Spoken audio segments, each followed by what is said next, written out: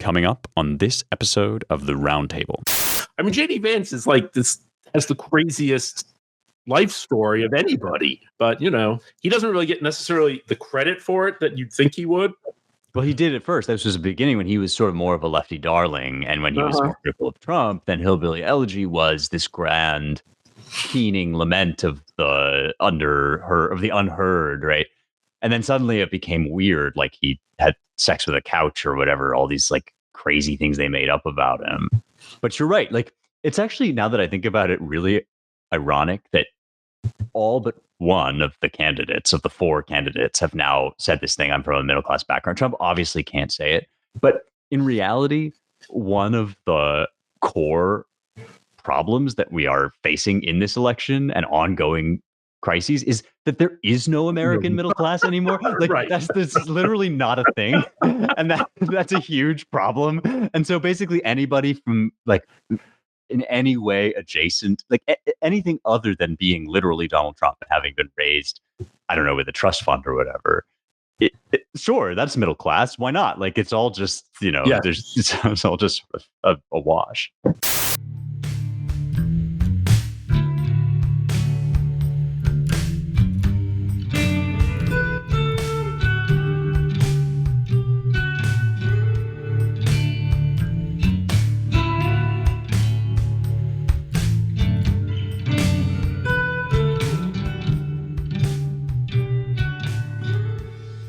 Hello and welcome once again to The Roundtable, your weekly publishers and editors podcast here at the American Mind. I'm your host, Spencer Clavin, associate editor of the Claremont Review of Books and vaguely floating editor of the American Mind. I am joined, kind of a special lineup this week. First of all, Seth Barron is back in the virtual studio. He's going to be joining us now intermittently on the podcast. Very glad to have him back. And we've got a special guest for this first segment. Todd Bensman is the author of Overrun, How Joe Biden Unleashed the Greatest Border Crisis in U.S. History. And he's the Senior National Security Fellow for the Washington-based Center for Immigration Studies. He also writes for The American Mind, among a number of other places. And he does something that I don't really think too many other authors out there do. Everybody at this point is aware that there is a disaster situation at the southern border and that immigration in general has gotten wildly out of hand. We might know a few figures and statistics to kind of back that up, but it's surprisingly rare to find really granular detail presented in an engaging way on this. And it's especially rare to find firsthand reporting from the right or from a conservative perspective on immigration. And that's what Todd provides. His latest piece is called Dispatch from Colombia. And this is the subject I'd like us to kind of zero in on today. This is, again, a firsthand report on the Gaitanist, I hope I'm saying that right, self-defense forces of Colombia, and their vast domain in northwestern Colombia which they rule with a brutal iron fist, killing and kidnapping perceived wrongdoers on a dime. Todd, as I understand it, your experience in Colombia and your sort of attention to what's going on there has led you to identify it as a really important kind of node of immigration policy, and you think we should take a pretty hard line on that. I'd love to hear you just kind of lay out what's going on there and what you think we should do about it.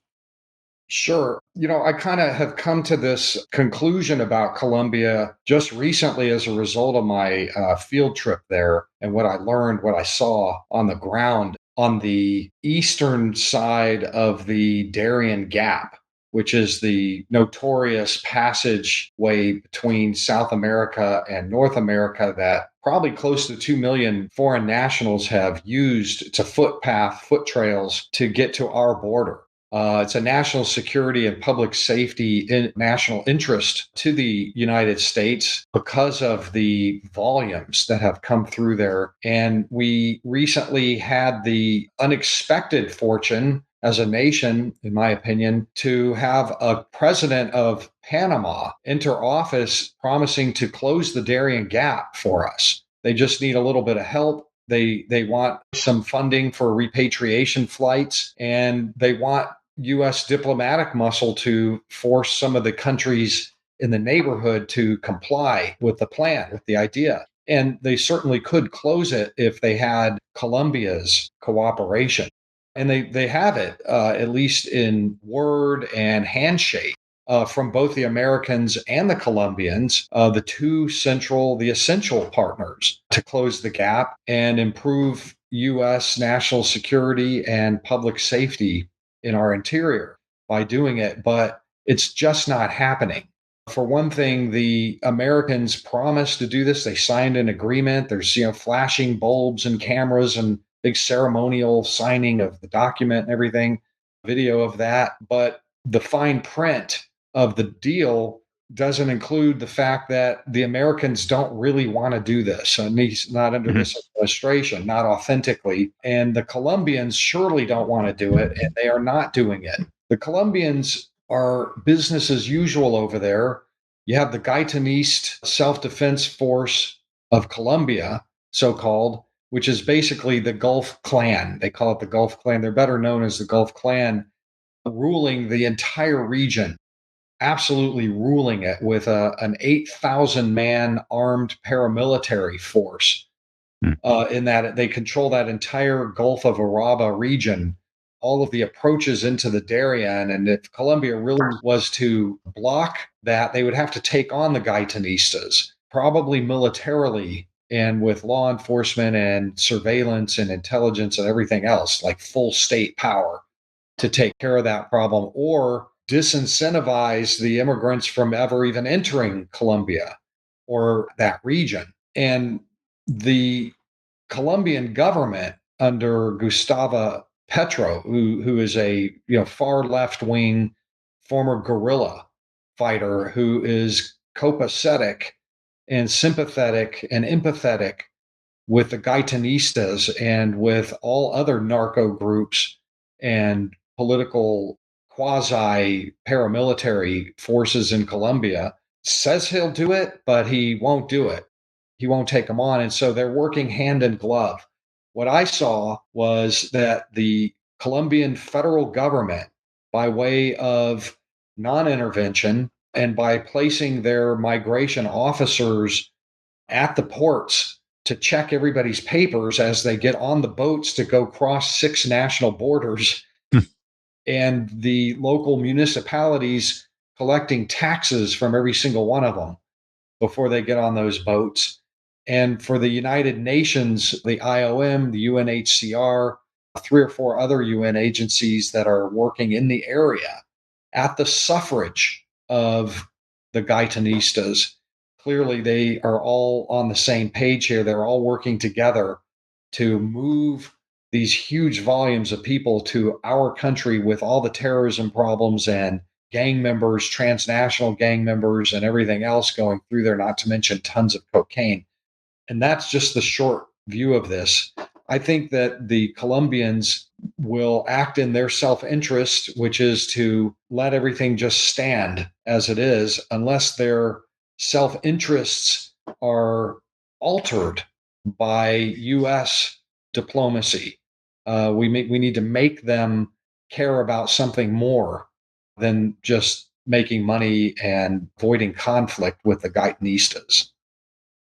So one question I have for you about that is, it seems like a fool's hope that a Harris administration would apply the kind of pressure that you're describing, which seems like an integral part of kind of managing our border problem. We had this, many people thought, kind of farcical visit by Harris to the border.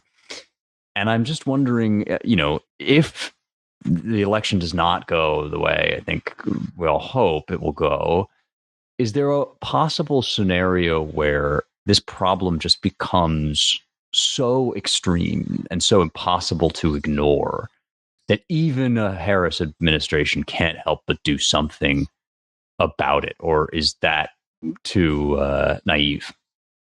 I mean, I'm cautiously hopeful. That may be one way to put it, that, the Harris administration will not be a Biden administration. but I don't see any indication whatsoever that they're interested, that they're talking about it, that they've said anything. Listen, Molino is out there holding press conferences complaining, where's the money?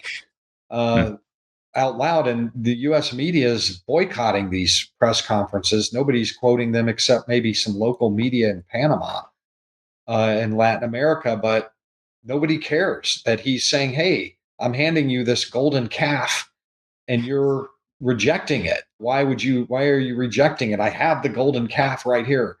I don't see a change. And as I write in my big dispatch from Colombia for the American Mind, at the end, I kind of analyze this. They could have a change of heart. I leave open. Maybe they'll see this as a major political problem 4 years from now or the midterms that they'll want to get ahead of and take advantage and do something about it, or that it's just going to be business as usual like it has been for the last 4 years.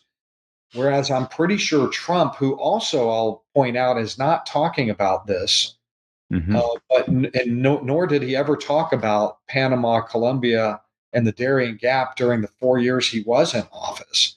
I don't see him talking about this either right now. In fact, one of the reasons I went down there was to try to inject this issue into the campaign debate. And so far, it's not working.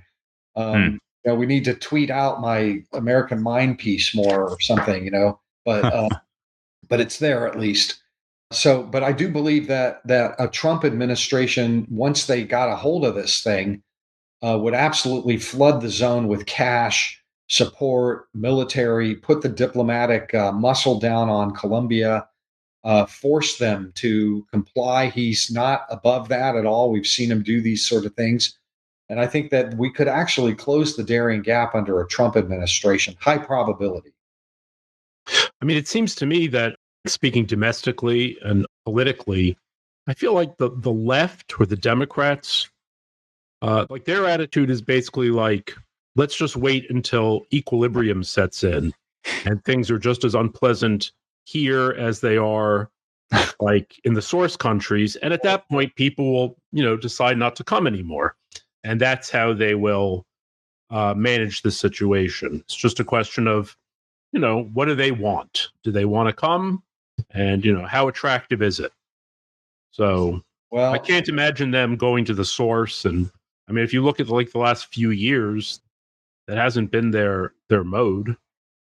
No, listen, I think what matters to them is whether it cuts to the bone politically, whether it takes any marrow out in this election.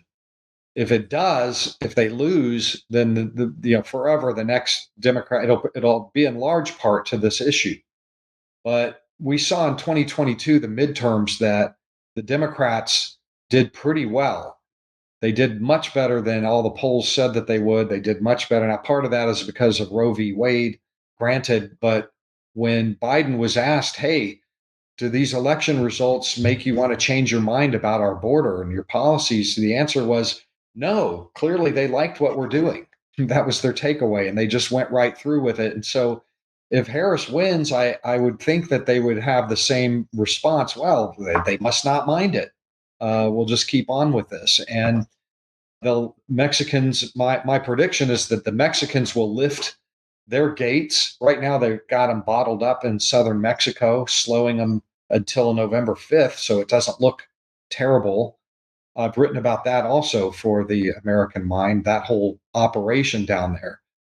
And I think that's good until about November 5, when the Mexicans will want to open the floodgates and let them all through from their southern provinces, where they're being held back behind military roadblocks right now. So between that and Panama just remaining open, I don't see a change. I just see millions more pouring into the country. And if there's no electoral consequence for this time around. Yeah. So this, to me, is Trump's best issue by a mile. It's always been. And in some ways, it's the issue on which he has most radically changed the conversation in other ways, of course, here we are, 4 years of Biden-Harris. And as you indicate, the kind of specific policy targeted approaches that you would advocate don't seem to be making a dent in his circle, at least right now, which I would describe as symptomatic of a larger problem with the Trump campaign, which is that it doesn't really seem the top of the ticket seems a bit adrift and kind of maybe running on autopilot when it comes to his favorite scripts and the rallies that he knows will play and so forth. I mean, last night we saw what a Trump agenda could look like in Tim Vance, JD Vance, rather, excuse me, not Tim Walz, but JD Vance. And as you say, like smart ideas seem like they're being left on the table. Is that would you agree with that assessment? And how much faith do you have in like a Trump administration to actually execute on what seem like very good intentions? I mean, I really do. I think his campaign is just missing, golden, beautiful targets, right? And close targets. And they're just missing the mark completely over and over again. I can recount an anecdote for you recently when the debate between Harris and Trump that day. Tom Homan travels with the president. He's the former ICE commissioner. Probably will have a role in a Trump administration. And we're friends. And so I was texting him that morning and I said, I really hope you need to tell him, don't talk about the eating cats and dogs at the debate. And I texted him. He says, "Oh yeah, we're on that. Everybody's on that." And so there he was, and he went right to cats and dogs. And I don't think that it was complimentary for him. I don't think it did him any good. I think it did him harm. And as soon as he said that live, I texted Tom and I said, an expletive. And Tom repeated the expletive on his end, and that's the problem. Is that I'm not sure the guy is listening to to his people. There are a great many, like the Panama. They left Panama out there by themselves on this thing, and he should be out there flogging that horse. And CBP1 came up last night. They cut off Vance when he talked about CBP1. It's an absolute incredible damaging to the Democrats issue. They've flown 650,000, authorized 650,000 people to fly into U.S. airports so that you can't see them at the border, but all the cities are staggering under the weight of the burden of their being driven into bankruptcy. New York is blaming Greg Abbott for busing them in, but they're actually flying in with federal permission. Another 500,000 being secretively walked in over the land ports from 100 different countries. The flights program, it's supposed to be this big rescue program, but it's undergirded by all this fraud. The whole thing is just fraudulent. They had to take it offline. Like, where is all that stuff? It's a little bit frustrating to know too much over on this end. You just want to share your knowledge a little bit and have somebody like take it seriously and use it. But what are you going to do? Right. I think people are pretty, anyone who's not aware of what's happening at the border and has been happening over the last few years, like they don't want to know. They prefer to just keep their eyes shut. I mean, it's easy to wake up someone who's asleep, but it's really hard to wake up someone who's pretending to be asleep. But, in this case, there is one benefit that Trump has, and it's that, for the first couple of years of the mass migration crisis, the greatest in U.S. history, people didn't really see it and feel it so much until the pipeline backed up and then exploded over everybody's faces. You can't miss this in every city and town across the country. So even if the media is not reporting it, social media is, Facebook is, Twitter is. I mean, you can't, you see it at your Home Depot, you see it at your grocery store, in your kid's school. And so, there is that you can't really look away. The whole country really knows. The weird thing about it, it's like Trump came too early, or he came to this issue like in 2015 when he brought it up. Okay, people like us who were paying attention to it knew what he was talking about. But I think a lot of people were like, what? Immigrants are flooding the country? What is he going on about? And that really angered a lot of people on the left. And then he got in and he stopped it. So then the other side was like, oh, okay, you don't like immigrants? Well, we'll show you what immigrants are all about. And then they opened the border. And then so they effectively like manifested what he'd been talking about. It's like a very interesting kind of like the whole mechanism of like the dialectic really like played out here. Like they actually went ahead. I mean, I don't know if it's an accelerationist thing, but they actually went ahead and instantiated everything he'd been talking about. It was like a very strange dynamic. And so I feel like now everybody knows what he's talking about, and he doesn't even have to talk about it that much because it's obvious. Well, I think that's the hope of Republicans. Yeah.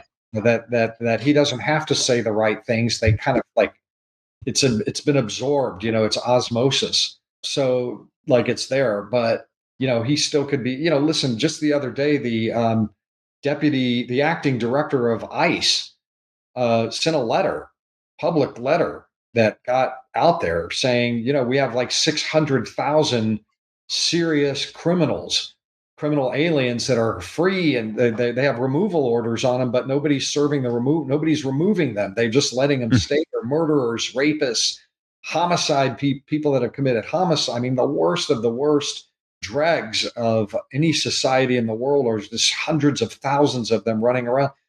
I mean, if that's not tailor-made for a political ad, I don't know what is, but I'm not seeing the political ads on that. But I do think that people see the crime and feel insecure without somebody, helping to drive it home. It's not fear-mongering if you have the director of ICE telling you, here are the numbers. Well, I guess we'll just, have to wait and see if the sheer magnitude of the crisis is enough to impress itself on its own. And if it is, then we'll keep tweeting your piece out, Todd, and hopefully get something through to the Trump people. It's been a pleasure having you on. Thank you for joining us for this segment. We'll talk soon. Great to be here. Thank you. Any time. Cool. Well, Seth, let's hit a few other topics. Yeah. I've got to talk about the VP debate. I think we have to. Do we have to? Did you watch the VP debate? Why not? I mean, yeah. It happened. It sure did. We can say that. What'd you think? I mean, actually, I kid, but I spent the whole time wishing JD Vance were running for president. Man, that guy's terrific. He probably will, don't you think? Yeah. Oh yeah. We'll get 2028 Vance, no question. And then those who have sown in tears will reap in joy. Well, that'll be great. And do you think Tim Walz will run for president? Well, I actually think that depends more on whether Trump wins. So if Trump wins or if Trump loses, Vance is going to run in 2028. But if Trump wins, I don't think Tim Walz as a losing VP candidate, he of the deer in the headlights eyes, I don't think we're going to hear from him again. I could be wrong. He was pretty amazing. Oh my gosh. Wait, can I read you this Politico headline? Yeah. Sorry, I want to hear your favorite part, but I want to read you this Political headline. Walz's wide eyes showed his passion. So there's one interpretation. That's one way to look at it. I liked it when, afterward, Nicole Wallace of MSNBC complained that JD Vance was mansplaining. To whom? Oh, to Tim Walz. I guess it was to the moderators, but I'd love to imagine it was to Tim Walz. I suppose that it's an open question. Yeah, no, it was pretty bad, but okay. I don't think it really moves the needle very much. I doubt that anybody who bothered to watch a VP debate was really yeah. But it was interesting. I mean, people are saying, "Oh, well, JD Vance is a very experienced debater, and Tim Walz isn't." Except Tim Walz he ran for Congress. He was in Congress a whole, 5 or 6 terms or something, right. And then he ran for governor. So there's all these primary debates. He's done plenty of debating. I mean, there is this thing where you say I'm a bad debater in advance. in order to minimize expectations. Right. And Walz said that, and everybody was like, "Oh, he's just saying it." I was like, "Oh no, he's really even a stop clock, right? He really is a very, very bad debater."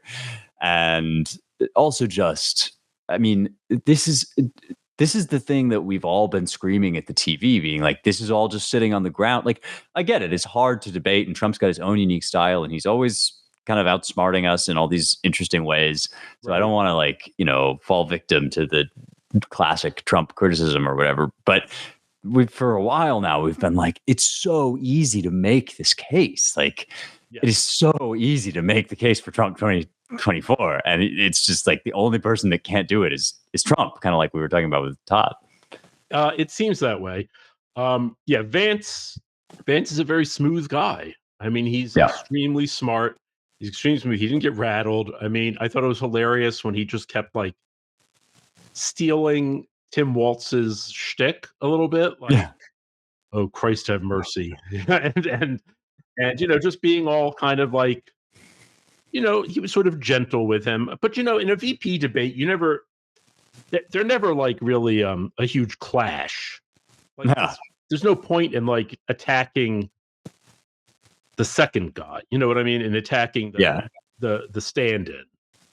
I mean, it would almost be worth whatever hell a Harris presidency would visit upon us just to get the Harris-Vance debate that we were denied this year. Because Trump picked Vance, then Trump trounced Biden dropped out. And so our golden opportunity to watch the real slugfest, which I just think would have been a total, has been swept out from underneath us. So now I'm like, okay, like 4 years of price control, unfettered immigration, like the potential of being overrun and or nuked by Iran, like on Harris's watch on the one hand.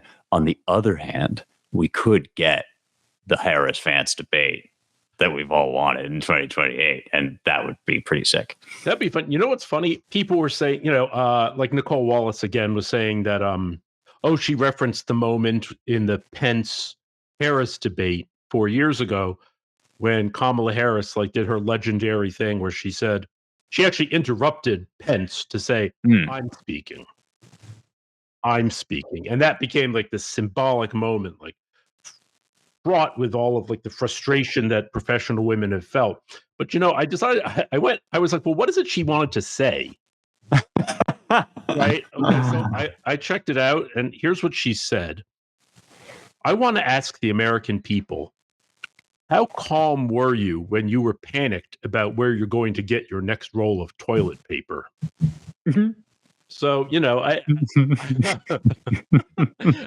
don't know if it was necessary to interrupt and make a big, clear the floor and silence everybody so you could make this point. But I think that's kind of exactly sums up Kamala Harris is a lot of throat clearing and then what? And not a great argument for #listening to women's voices. It's like, if this is what men have been talking over in the boardroom all this time, maybe they at a certain point. Hey, yikes.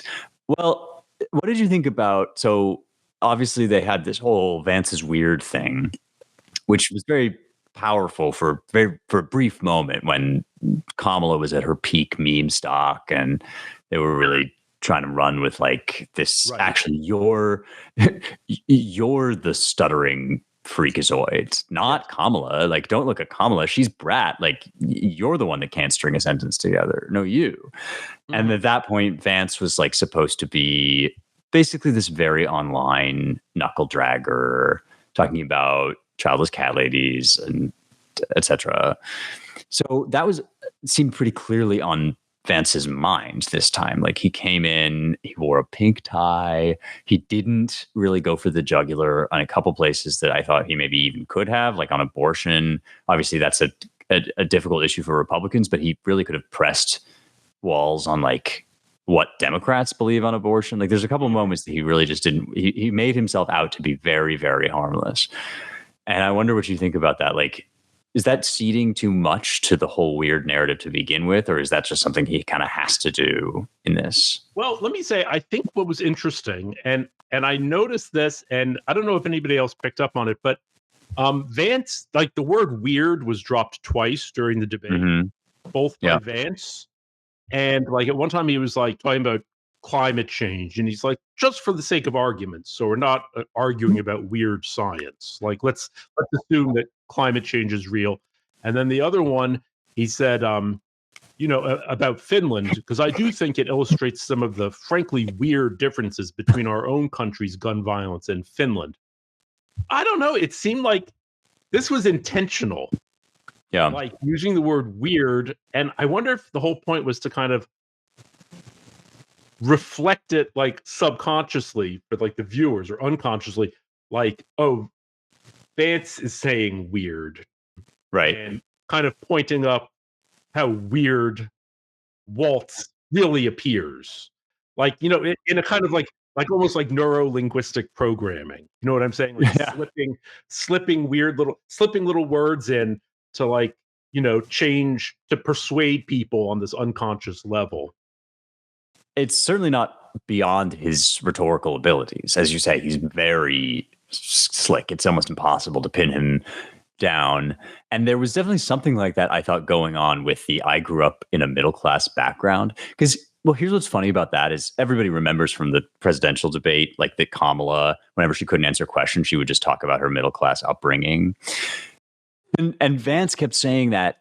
I mean, Walz said it too, but Vance really kept coming back to it.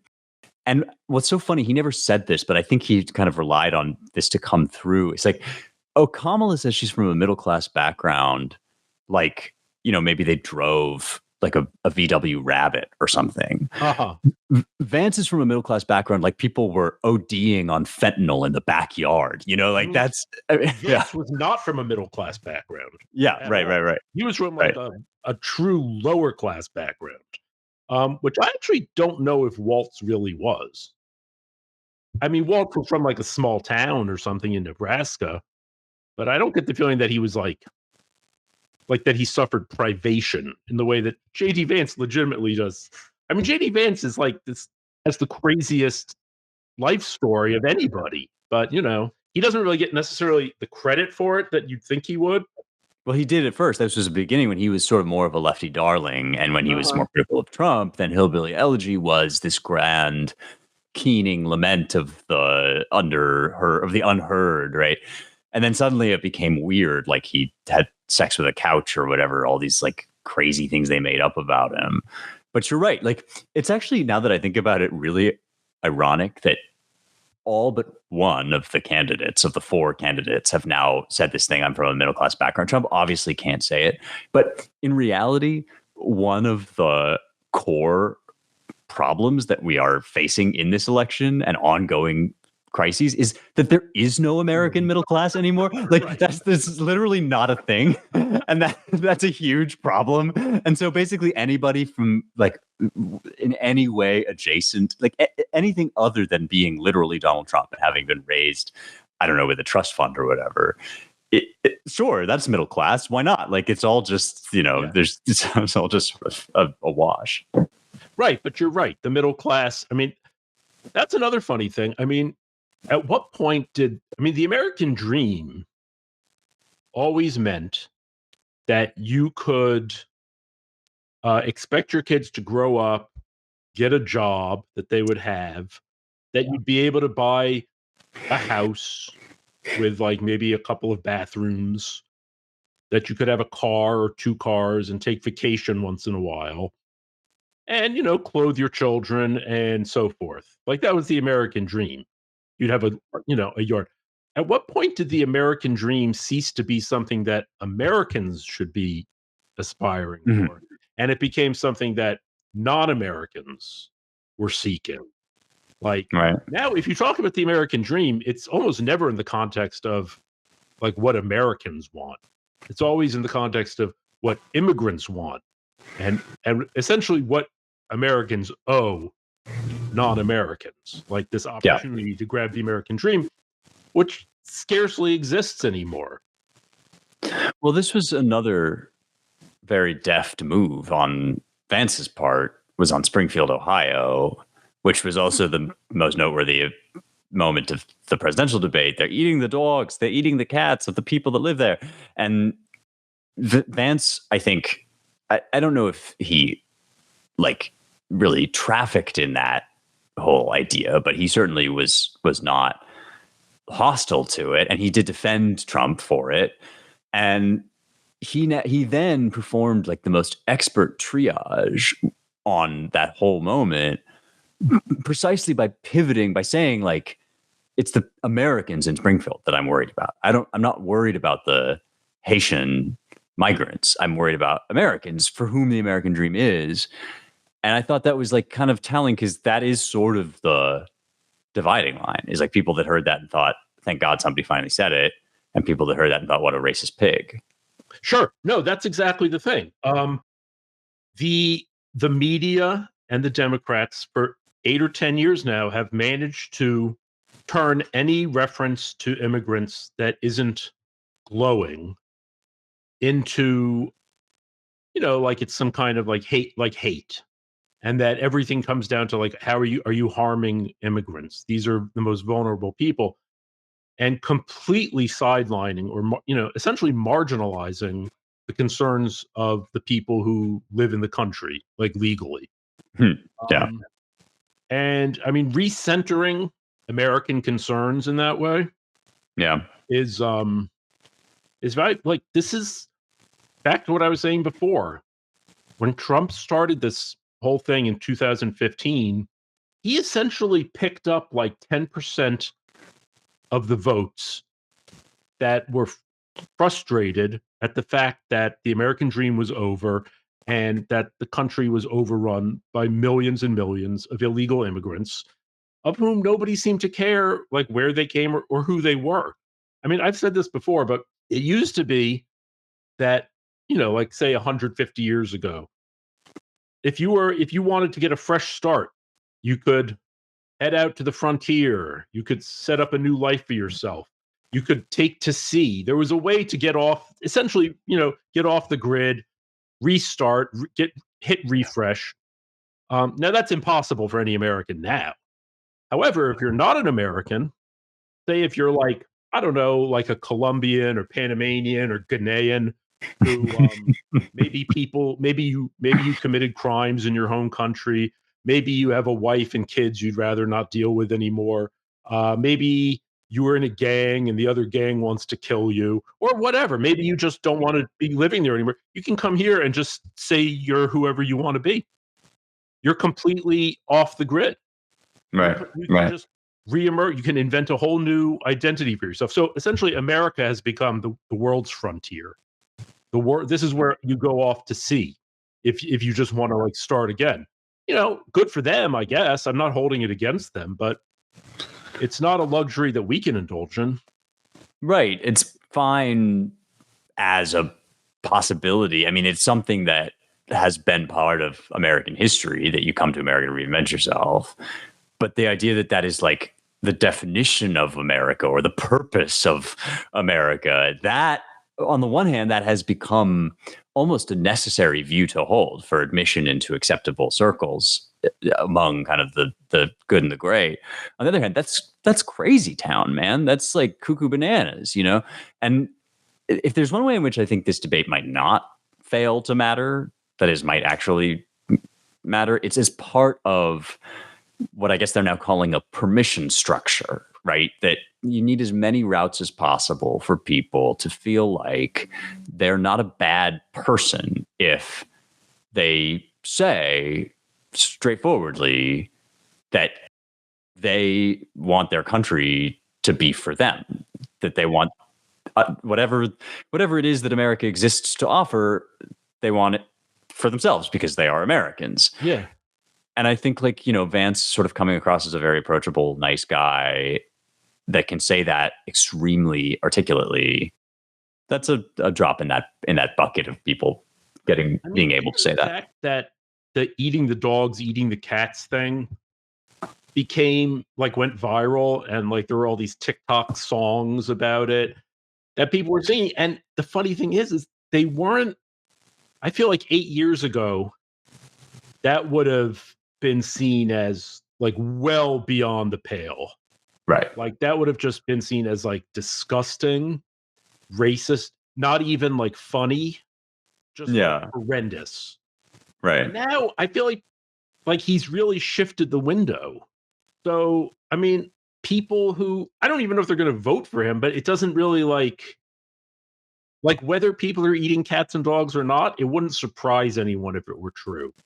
Well, exactly. It's got that quality, and you always want to be careful with this stuff because, like, I don't know. I don't think you should say things on the debate stage that you don't know are true. And even if you find out later that it's true, it doesn't really blah, blah, blah. Yes, it's bad to lie, and et cetera, et cetera. But it has this thing of like, as they once said on the other side, the facts were wrong, but the narrative was right. Like it might as well be the case.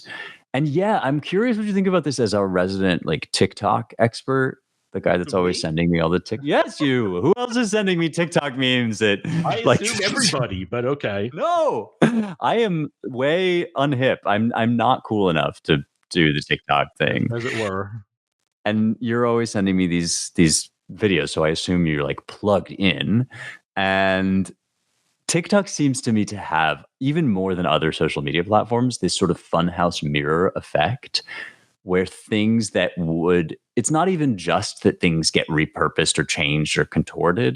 It's that like, especially things that would be bad for you in other contexts that would really cause you problems, like they're eating the dogs, they're eating the cats. Those are the things that work best on TikTok, maybe because they're so grippy and hooky and weird that people just love chaos on that app. So they love unhinged sentiments, but maybe that's reading too much. That could be. I hadn't really thought about it that much. I mean, I just waste time on it. And then I see things that I thought you would get a kick out of, and so I send them to you. But no, I see you have a very high hit rate. I will say I've never been bored by a TikTok that you send. I mean, yeah, there is a kind of anarchy to it, curated anarchy, maybe. Yes, or the theater of the absurd, Dadaism. This is good. This is a take I will write. Let's talk about just a few other things before we wrap up, because there were also the issues that they were talking about at the debate, besides the performance itself. Chief among the Hurricane Helene, which actually did move through where I am, although not. Nashville actually was quite lucky, but not surrounding areas. And this was like, the comparison is to Katrina. This was like a really serious situation. Within 48 hours, it covered, I think, like 500 miles from Florida to Southern Appalachians. I'm looking at at least 130 deaths. So this was a serious storm. Like, this was no joke. And something very strange happened where I think it scrambled the media a little bit, because on the one hand, if this were a Republican president in office, if this were a Republican, I know that's like whatever, sort of a pointless exercise, but just to think, like, if this were a Republican in office, there would be wall-to-wall coverage of his absence. Like, the fact that Joe Biden is just out to lunch while this is happening would be, if he were a Republican, it would just be like the Götterdämmerung, the most damning indictment. So they can't really talk. They don't want to talk about that, obviously, because it's bad for Biden and by proxy bad for Harris. But they do want to talk about climate change, which like is not really relevant here, I don't think. Like there's all these things, like, the number of sort of fatal storms has actually been going down for quite some time, and like, this Bjorn Lomborg's really good on this. Whatever, like, de facto matter, who knows? But the narrative is like they would like to talk about how climate change is causing all these deaths, and so this all like shook out in the debate as like, we all have to make sure that we say how bad Helene is. Like, everybody has to really demonstrate that he cares over Helene, but also like nobody quite knows like, what to do about this, including like nobody seems to be really paying that much attention to the actual people being like harmed. So very, very weird. Well, do you remember there was the hurricane in Puerto Rico? Yeah, And, right. Trump's, they were relentless in detailing everything that happened to any Puerto Rican, every like collapsed roof, every power line, everything. It was all Trump's fault. People were like, there were studies about how many excess deaths there were, and they were all put at Trump's feet. He murdered them. I mean, that's essentially what they said. If you remember, he went down and there was a video clip of him tossing paper towels to people. And Oh, they were right. like, oh, this is what Trump does. He thinks that this is useful. Meanwhile, Biden is in Delaware and just kind of, saying, well, I'm being briefed on the phone, why, getting really angry. And in fact, he got very angry that Trump had criticized him. He said, I don't know why he does this. And the reason I get so angry about it, I don't care what he says about me, but I care what he communicates to the people that are in need. He implies that we're not doing everything possible. So even like pointing to Biden's like sort of lack of concern, or I don't know, tepid involvement in everything, that's all Trump's fault. Like pointing that out, anything Trump does is going to hinder recovery. If he goes down there, well, he's getting in the way of real first responders. If he encourages people to help out, well, he should be encouraging them to tell the government to help, to steer their resources to the government. No, it's perverse. It's utterly perverse. This is very bad for them. It's terrible for them. I mean, she can probably write off North Carolina at this point. I mean, I don't know. They were saying that North Carolina was has she gone down there? Has she done anything? Not that I can see. And it is, I mean, putting aside my sort of blasé attitude for a second, it is infuriating. I mean, it's just disgusting, like how deeply they are committed to their Trump hate, that they will react with indignation at the suggestion that they should go and talk to these people. I mean, it's all red states and red counties, like Western North Carolina, Eastern Tennessee. So they're like, well, whatever. And I don't know if you saw this, but there were all these people. Okay, now these aren't like Democrat surrogates, but all these people sort of smugly saying, well, God destroyed a bunch of sundown towns, or this was God's punishment to like white rednecks. Look, I'm sorry, if this had been, it's like you said, if the situation was on the other side, we know what the reaction would have been. I mean, you can just imagine every TV station going down there to interview, say if it were black people who were drowning. Yeah. This would have been, kind of like in Katrina, I guess. Look, we can go, everything that happens, you can kind of say, well, imagine if this was, if the shoe were on the other foot. It's gotten, like you said, it's gotten to be trite. It's kind of almost like a total cliche at this point, but it doesn't mean it's any less true. No, and it may be consequential, as you indicated. I mean, Trump made a very, very good decision to go down there and address the victims. That's, and that is the flip side of all I know I've been hard on him this podcast. I feel like I've really been hammering his defects, but I'll give him this. Like, that's classic Trump, really. Besides the fact that he opened up a window to talk about immigration, like the other major thing is he actually, and I know it's like crazy to say this about a politician, like he genuinely in his heart just kind of cares about people. Like I remember once the hat blew off of some military personnel that was saluting, and he went and grabbed it and put it back on the guy's head. And I genuinely do not think Trump thought about that for a second. I think that's a perfect reflection of kind of who the guy is, and that'll play. That's like good politically.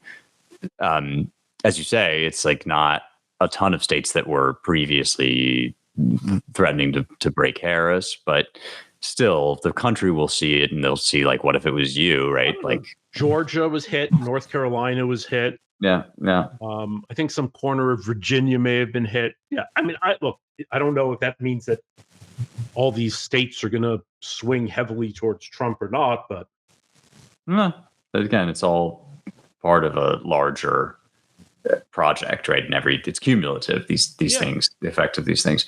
Let's just touch on, like, speaking of the president being physically, spiritually, mentally absent. It seems like there's something really dangerous brewing in the Middle East. I mean, yeah. So, like, I guess the preface to this, which we haven't really talked about, is that Israel has been just racking up these sort of astonishing W's, like just, the exploding pagers where it just managed to, like, take out a bunch of Hezbollah leadership. Now, and this is kind of directly related to this latest bit.